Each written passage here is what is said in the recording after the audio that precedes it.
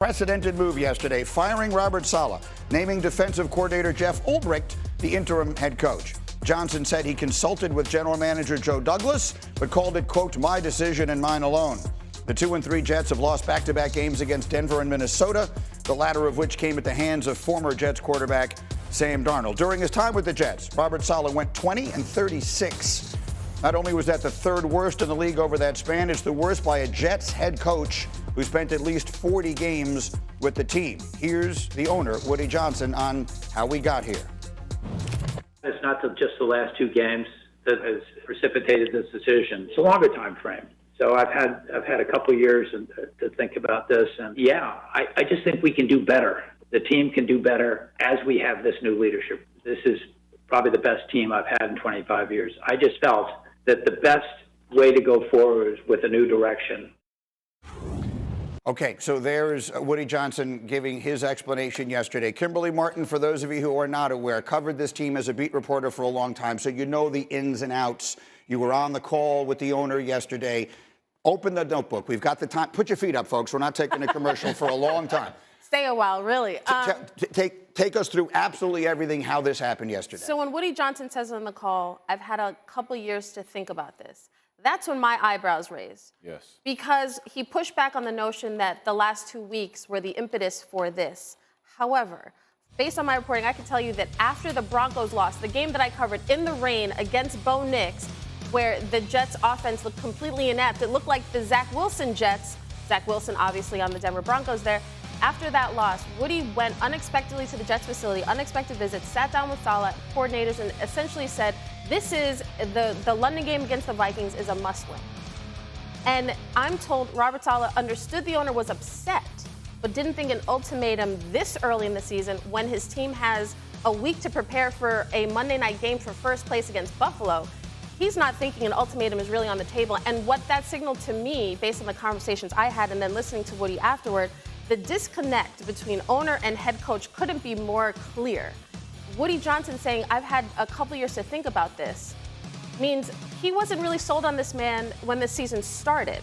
And so Robert Saleh was on the hot seat to everyone else but Robert Saleh. And right now, the Jets at this point are a team that looks lost, but Woody Johnson is saying removing him from this equation, I feel like we will get more wins and we will get to the playoffs because of it. So that's the explanation that they are offering, and that is the reporting that we have, and it all sounds reasonable. It doesn't sound nearly as likely or as plausible as the more obvious explanation. In no way am I questioning what you are reporting. I'm telling you that what she's telling you is true. What it certainly seemed like, especially because this happened on a Tuesday and not on a Monday when they had played their game at 9:30 in the morning Eastern time on Sunday, was that the decision that Robert Saleh and anyone watching reached was that their problem was their offensive coordinator, that Saleh, wanted to make a change there, that Woody Johnson, who acknowledges he called Aaron Rodgers on Monday night and says they didn't talk about the firing, that perhaps that was the topic of conversation. First of all, I mean, that's... let's just credibility. Yeah, of course. I mean, none of this makes any sense. Right. There's a concept called Occam's razor, which is that the most likely explanation for something is usually true. And so the most likely explanation for this is that Robert Saleh wanted to get rid of, or at least make a significant change in their offensive coaching and offensive play calling, and Aaron Rodgers was told that by the owner, and we see what happened yesterday. In no way am I contradicting or challenging the reporting that we have done. It's possible that some combination of all those things happened. Let me give you my opinion on all this, because I've saved it for today, and then we'll get everybody in. So two things can be true at the same time. One of them is that this was completely unfair to Robert Saleh. He did not have a fair chance 5 games into a season in which a team is 2-3 and playing for first place on Monday night in the division is not a fair time to fire a coach. That's exactly true. It is also true that he was a bad head coach. I said it last week. Those two things can both be true. This can have been the right decision, even if it wasn't fair. Life sometimes isn't fair, and life in the National Football League almost never is. The place most people are going to look for blame here is going to be to Aaron Rodgers. And certainly he is not blameless in all of this. When something goes as badly as this has gone, there's plenty of blame to go around for everyone. But I want to point out a couple of numbers. If we go back to the year 2000, the New York Jets have the 26th best record in the NFL. They are 22nd in playoff wins. And amazingly, the last time they hosted a playoff game was January of 2003. There was only one team fan base, the Cleveland Browns, who have waited longer to see their team play a home game than the New York Jets fans have. Now, why did I use the year 2000? Not because it's a nice round number. It is because, as it says on that screen, that's the year that Woody Johnson, or as he now apparently wants to be known, Ambassador Johnson, purchased the team. So under his leadership, the Jets have been one of the worst teams in the NFL consistently. When he says that he's been thinking about this for years, what it tells you is that he knew going into this season he didn't have the right head coach. But he was also completely boxed in because there was no head coach who had any options in life who was going to take the job where part of it came with your offensive coordinator was going to be Nathaniel Hackett. Mike Vrabel wasn't taking that job. Bill Belichick wasn't even answering the phone if that's the job you were offering. So if you're looking for problems in an organization, always start at the top. If you have a bad year, that can be on the quarterback. If you have a bad 3-year span, that can be on the coach.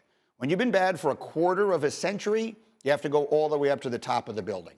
That's where the real problems are. So Aaron Rodgers definitely is not blameless in any of this, but it is most certainly not his fault either. The bottom line of it, however, is having said all of that, yesterday was the right thing to do. I said it after the Denver game. Robert Saleh was a bad coach and had absolutely no control over the goings-on. Do I think this will work now? Do I think the Jets will reach their goals? I think the chances are about 1 in 1,000. But yesterday morning, they were 1 in 1,000,000. So I think they got better yesterday for having done this, despite all the things I just said. Emptied it. You know, it's probably really cool when a guy who's very smart and has a TV show is a fan of your team, but sometimes it sucks. Damn, you just burn that place down, and all of it's true. None of them can be upset by this. The thing that I found interesting that Kimberley said was that Woody Johnson, Ambassador Johnson, told Robert Saleh and the coordinators that it was a must-win.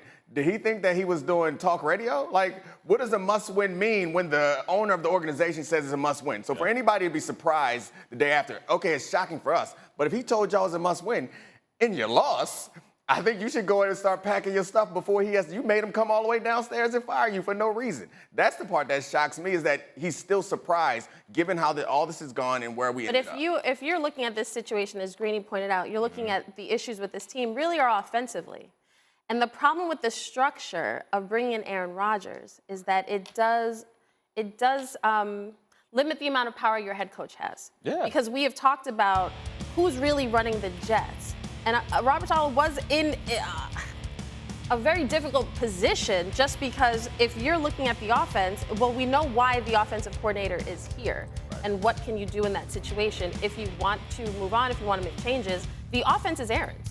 Yeah, it's as simple as that. Like, to your point, you said that there was a clear disconnect between the head coach and the owner. And there was actually a connection. That connection was to Aaron Rodgers. Because the moment he came in the building, he became the most important voice. Now, look, I agree that Saleh seemed ill-prepared for the task of coaching the New York Jets. And you're right, Greeny, both things can be true. That's why they make sidewalks, because the streets ain't for everybody, right? But that being said, the moment that Aaron Rodgers, the moment they started to court him, the moment they started to bring that voice, which is going to be so pronounced for a quarterback as tenured, as experienced, and with the respect that Aaron Rodgers has, Saleh's voice became null. And you can't be a leader with no power. And all that power shifted to Aaron Rodgers. And also keep this in mind. Woody Johnson did not hire this man. Christopher Johnson did, who was in charge of the Jets when Ambassador Woody was off, in the UK. He was the ambassador to the UK, yeah. So it's not also, in this situation, it's not Woody firing the guy that he was, that wasn't his pick. I think the issue for me is it a right decision or wrong? I think the timing was wrong. And you said you thought the timing, this is because what we're sitting here saying is Aaron Rodgers hasn't left. Nathaniel Hackett hasn't left. Now you've given Ulbrich the chance to go do something that Saleh couldn't do because the power is in Aaron's hands. So is the power not in his hands now? It ain't changed. The same guy is still in power, and that's Aaron Rodgers. So whether it's Jeff or Robert, whoever else is trying to run the football team, so the timing for me is what is problematic. That you fire a guy 5 games into the Aaron Rodgers, trial or experiment, whatever you want to call it. And let me just say, making the playoffs isn't what Aaron Rodgers is there for. So what you just said in your thing, which is well said, if Woody Johnson's just trying to make it the playoffs, he fired the wrong guy. Because they'll probably still make the playoffs because AFC isn't that good anyway. They'll figure it out. They'll go 9-8, whatever, they're going to make the playoffs. Does that mean it's successful? It is not. Because you didn't bring Aaron Rodgers in there to go to the playoffs. You brought Aaron Rodgers in to win the Super Bowl. And if he took the power from the head coach, from Robert Saleh, how is Jeff Ulbrich going to do it any different? Because I'm just telling you, that guy didn't change. The guy who's leading it, and let me just give you Nathaniel Hackett's numbers, because Himbo and I were talking about, in the last 3 seasons, his offenses have had 59 turnovers, 51 touchdowns. The dude has punted 6 times a game. Bro, I didn't punt 6 times in 6 weeks in Indy. This is the guy that you let. So if Robert Saleh got fired for firing Nathaniel Hackett, good on him, bro. And bad on Woody Johnson, because the wrong guy took the freaking L on that. Now, here's where I want to take the conversation. There are a lot of different places this can go. But the most interesting person to everyone in America, who is not a fan of the New York Jets, and God bless you if you're not, you have no idea how much better off you are, is Aaron Rodgers. Right. How much blame? I don't even want to go into how much blame. Let's not make a pie here and try and figure that out. Let's answer what is actually a more interesting question. Because the degree to which this is sticking to him, the stuff that I'm seeing people saying, the stuff that the people on ESPN and the other talk shows have been saying, the stuff that I'm seeing on Twitter and other places, it's going at him hard.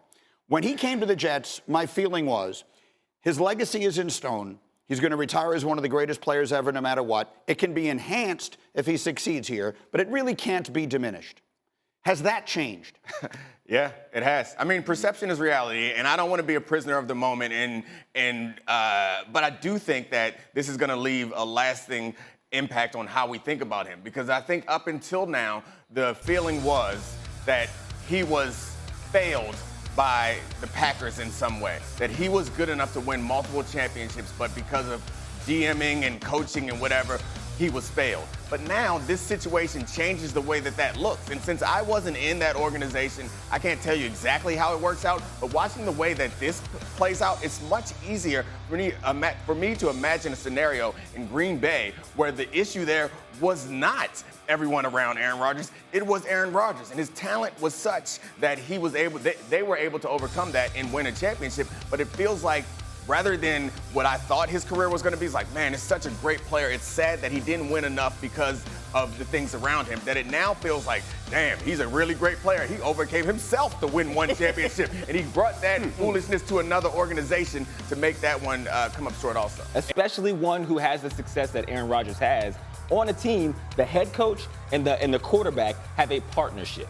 And the only partnership that seems to ever work with Aaron Rodgers is one where the other person listens to what he says with no pushback, period. And if you go through the history, to your point about McCarthy, LaFleur, no first-round receivers, there seems to be a bunch of excuses that surround this quarterback with immense talent, especially for an organization like the Packers, who are storied and have been at the upper echelon of organizations since the beginning of football, right? So that is telling. And for Aaron Rodgers, like, we put him in this Tom Brady, this Peyton Manning class, and the reality is, don't we unless you got a mouse. Well, that's what I'm saying. Like, don't do that. It is not a reality. Tom Brady, Peyton Manning, even when they were in their later years going to organizations trying to bring them a Super Bowl, everything they did was pointed towards winning football games. Off the field, on the field, every word they said, every interview, every little piece of it, and the rest of the team followed that leadership. That's right. That has not been the reality with Aaron Rodgers. You played with Peyton. Do you see it that way? Absolutely. I wouldn't put them, and that's why when he's like, we all don't. I mean, some do. We all don't. Like when I think of Peyton Manning and I think of Tom Brady, they change culture to a team culture. And you saw them leave their organizations that they had won Super Bowls with, go to a new organization, start a new organization, or refurbish that organization and win championships again. Why? Because of what Hawk just eloquently said. They come in and it's about the team, it's about winning, it's about this is what we're going to go do. It's not about ego. And the problem that we see is when you start making it about your players have to be here, your coach has to be here, all this has to be here, instead of allowing the organization to put the best people forward, it's a problem. Other telling stat, McCarthy goes to Dallas, he's won a lot of games. We can make fun of him, we do all. Go to LaFleur. He's won a lot of games. You go to the playoffs with a rookie quarterback. It ain't. Those guys didn't stop knowing how to coach.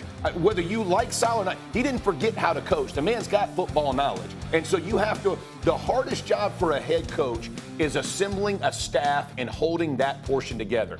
And I said this yesterday. A coach's job is to cast vision and point you in the direction. The culture is created by players in a locker room. Yeah. And when we stop lying to ourselves and acting like a man that we see for 1 hour a day as a player is setting culture and say what's real, when that player walks in the locker room, that's where culture's created, and that's where the Jets have been failed. You're right up until the point when you say that Aaron Rodgers does not create a culture. He does. The head coach and the quarterback, whether you want to or not, those are the two jobs that kind of create the culture for the organization. And you can say that I want to lead from the side or I want to lead from the back. No, we're all going to look at you. And that's one, like, you can have someone coordinate the offense, someone coordinate the defense. But the head coach and the quarterback is who we're going to follow. And it seems that the culture that Aaron Rodgers set in there is very different from the one set by other players like you're talking about, like Tom Brady and Peyton Manning. Well, you made this point in our meeting this morning. That Peyton Manning took over the Denver Broncos under what circumstances? Yeah, it was during the lockout. And what did he do? So Peyton Manning took over the Broncos and was during the lockout, and no players were allowed to meet. And so Peyton Manning formed illegal practices to get his team together. Yes. We fast forward to Tom Brady. Yeah, fast forward to the pandemic. Tom Brady goes down to the high school, to the Tampa Bay Buccaneers and goes and has illegal practices at a high school field. Then fast forward to this summer. And Aaron Rodgers in Egypt during mandatory minicamp. Mandatory minicamp. So like who among us has not gone to Egypt during times when they were supposed to be at work? I mean, let those among us who are blameless switch the dates on cast the first So stone. here, Kmart, final word. been in that locker room, again, I talk about the power structure, where players are looking at Aaron in awe. When they're looking to him as like, we want to be better because Aaron's here. Like, again, they're looking to him. They're looking to the quarterback. It's a young roster. It's a young roster with talent, a lot of young guys, particularly on offense, and it's on Aaron to fix it. It really is. Yeah, look, I mean, when I first saw the Shefty tweet, which literally was 2 minutes after we finished yesterday, the first thing I did was call Rex and say, did they hire you? Yeah. And then when he said no, I thought, are they going to make Rodgers the player coach? Yeah. As ridiculous as it sounds, that's where we are. It's all on him now. I have to leave it there for the moment. Jets fans should be happy because Aaron Rodgers loves to make everybody look bad. Hawkins, I said that this morning. So you should be excited because he's going to ball out. He's going to ball out. No more sacks. A lot of touchdowns are coming your way.